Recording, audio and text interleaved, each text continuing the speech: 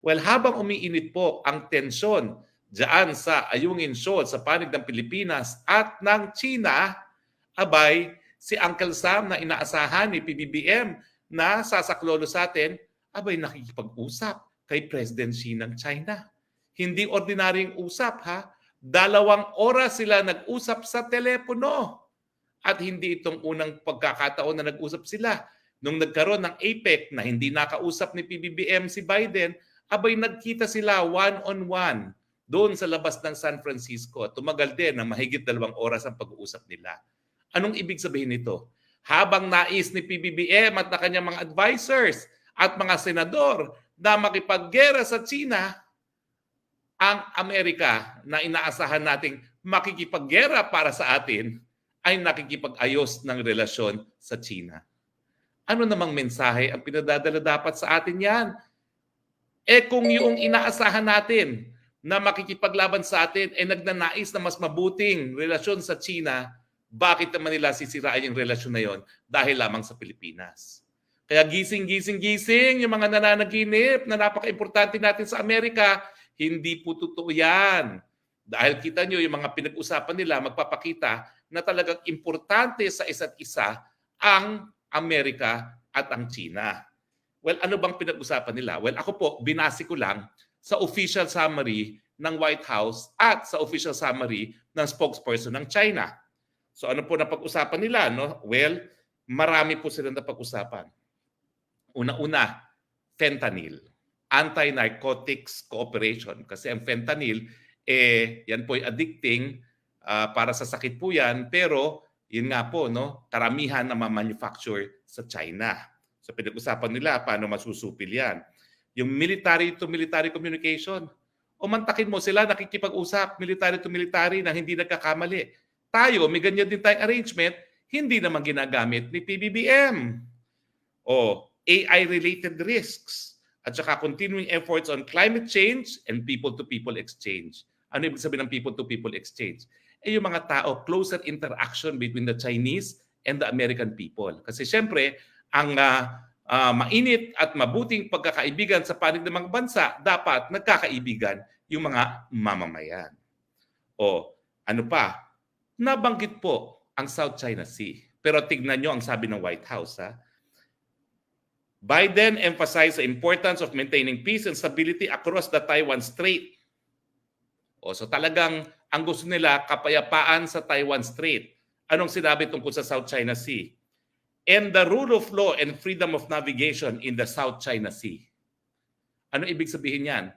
Rule of law and freedom of navigation. Alam niyo ang sagot ng China dyan. Well, pinag-usapan nga yan, ang sinagot ng China sa kanilang Ayungin Shoal at yung iba pang pinag-aagawan na isla. Samantalang ang Amerikano, hindi nila sinabi na we will protect the territory of the Philippines. At sinasabi lang nila, rule of law. Siguro ibig sabihin nyo, yung pagbabawal sa gamit ng dahas at saka freedom of navigation. Ang gusto lang nila, walang magiging hadlang sa paglalayag ng mga barko na nagdadala ng langis at iba pang mga kalakal galing sa Middle East papunta ng Amerika. Bokya na naman tayo kung akalain ninyo na makikipaggera ang China dahil sa inaangkin nating teritoryo. Hindi, malinaw. Ang sabi lang ni Biden, concern for the rule of law and freedom of navigation. Wala siyang sinabi. Ang tawag nga niya, South China Sea, hindi niya tinawag na West Philippine Sea.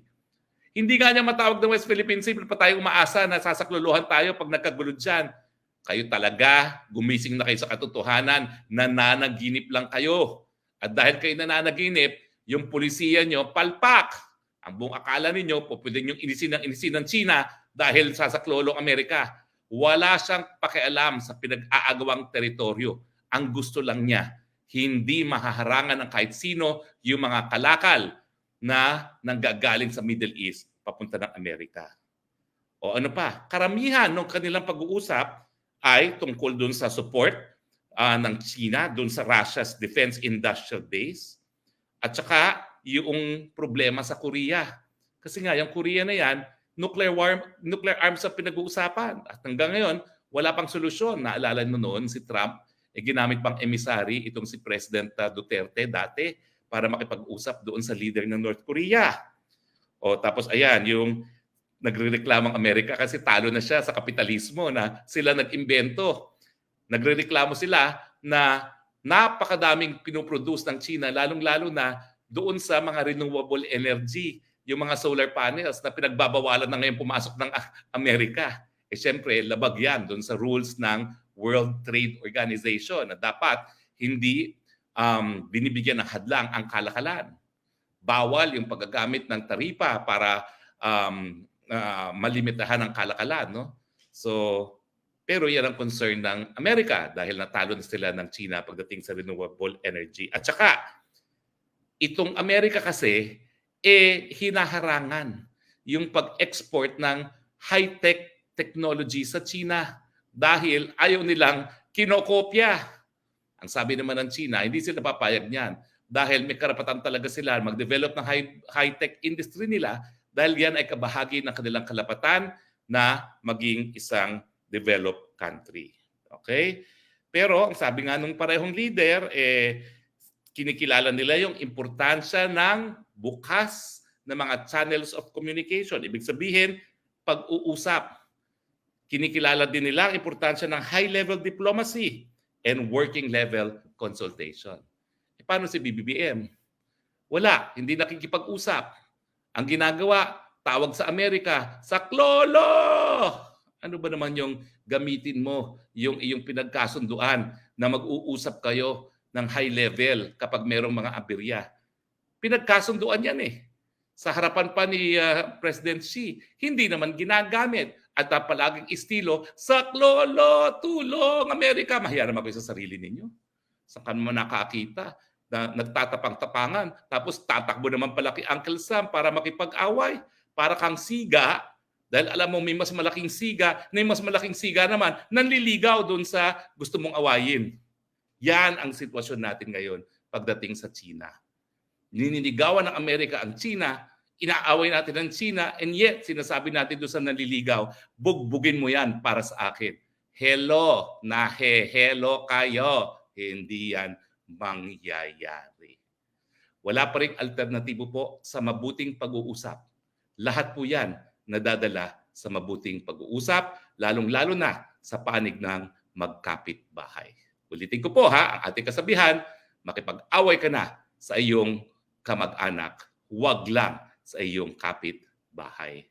Bakit kaya mas gusto nilang awayin yung ating kapit-bahay na China?